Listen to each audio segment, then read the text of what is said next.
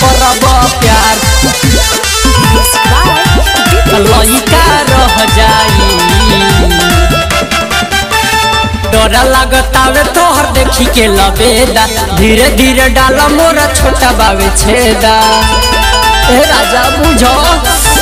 डर लगतावे तोहर देखी के लबेदा धीरे धीरे डाला मोरा छोटा बावे छेदा। डोजे ऐसे दे देबा रोज डोजे ऐसे दे देबा रोज आदत पर जाई। याद ऐसे जे करब प्यार याद ऐसे जे करब प्यार तो लइका रह जाई।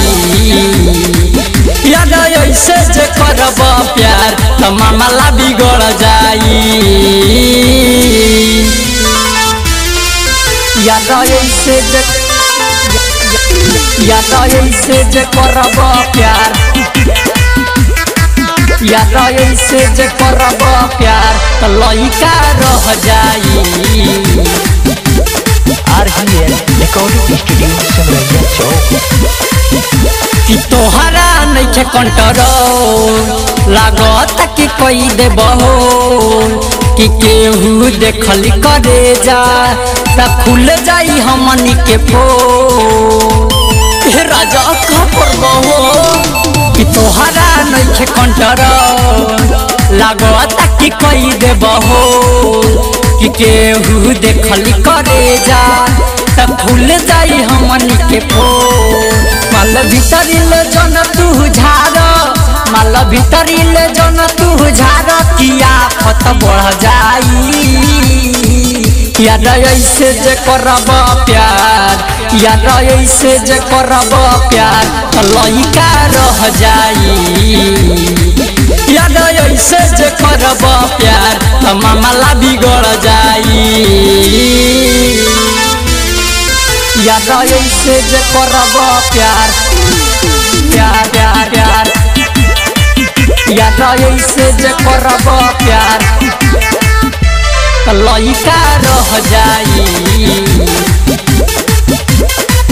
याद ऐसे जे करब प्यार श्याम सुंदर बात लमान कि खतरा में डाल जनी जान कि जहिया हो जाई हमर शादी पूरा कर ली है अरमान।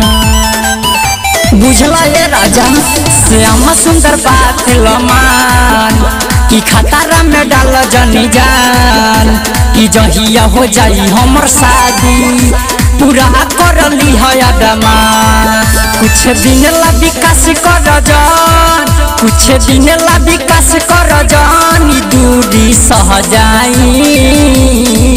याद ऐसे जे करब प्यार याद ऐसे जे करब प्यार तो लइका रह जाई। याद ऐसे जे करब प्यार तो मामला बिगड़ जाई।